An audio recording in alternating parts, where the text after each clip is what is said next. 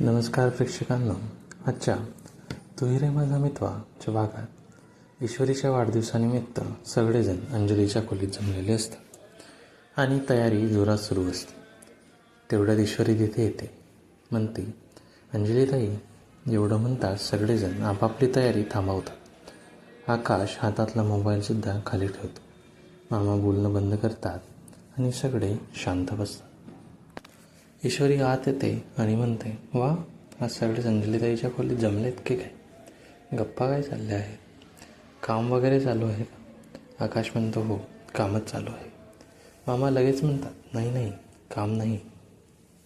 हे ऐकून ईश्वरी गोंधळते. अर्णव म्हणतो, हो, कामच चालू आहे. आय टोल्ड यू ना, ऑफिसला फेअरवेल पार्टी आहे, तेच बोलत होतो. ईश्वरी हो म्हणून शांत बसते.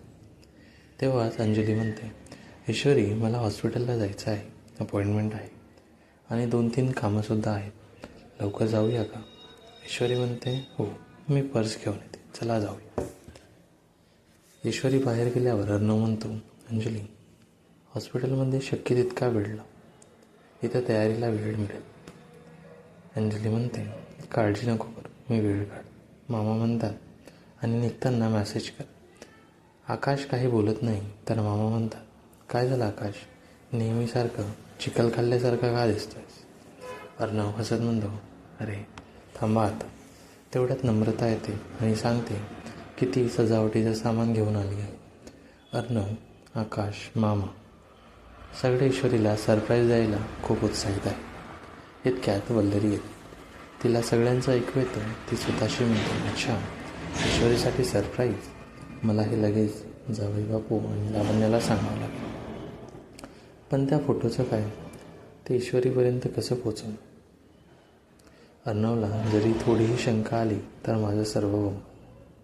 सगळं खूप शहाणपणे करावं लागेल, नाहीतर ईश्वरीचा वाढदिवस बिघडेल आणि माझ्यावर डोंगर कोसळेल. दरम्यान हॉस्पिटलमध्ये अंजली म्हणते, बघ ना, किती उशीर झाला आहे पुन्हा. ईश्वरी म्हणते, उशीर झाला तरी चालेल ते, पण सोनोग्राफी नीट झाली पाहिजे. दोघे घरी परत आणि सगळेजण जोरात सरप्राईज. ईश्वरी घाबरून मागे सरकते. तिला वाटलं होतं की ती सगळे तिचा वाढदिवस विसरले, पण तिच्यासाठी एवढं मोठं सरप्राईज पाहून ती भारावून जाते. जिलेबी, चाट, सगळे इंदोरी पदार्थ ठेवलेले असतात आणि तिच्या इंदोरी हलवाई दुकानाचा फोटो तर भिंतीवर लावलेला असतो. ईश्वरी त्या फोटोवर हात फिरवते, डोळे पाणावतात. अर्णव येतो आणि म्हणतो, मिस इंदोर, तुझ्यासाठी छोटंसं इंदोर येतं.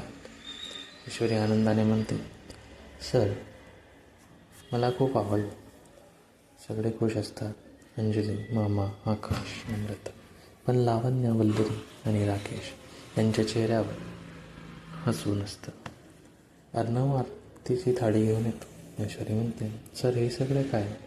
तेव्हाच इंदोरातून आलेल्या महिलाही तिचं स्वागत करतात. ईश्वरी अत्यंत भावूक होते.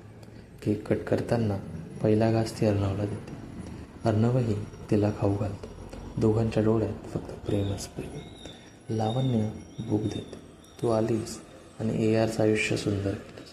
अन्य सगळेजण गिफ्ट देतात. मामा, अंजली, आकाश, नम्रता सगळ्यांकडून भेटवस्तू ईश्वरीला प्राप्त.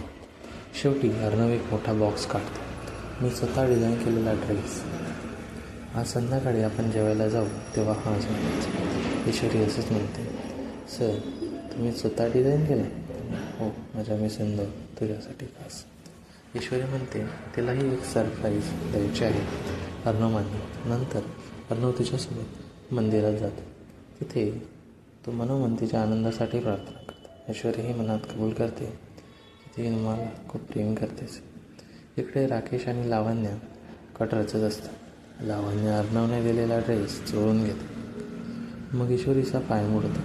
अर्णव लगेच तिचा पाय दाबतो. ईश्वरी प्रेमाने त्याच्याकडे बघायचं. तेवढ्यात लावण्य बंगल्याच्या मागच्या बाजूने पडत असते आणि अर्णव तिला पकडतो. लावण्य, इथे काय करते आहेस? लावण्य घाबरते. काय ती चोरी करताना पकडली जाणार की काय अशी भीती तिला वाटते. इथेच आजचा एपिसोड संपतो.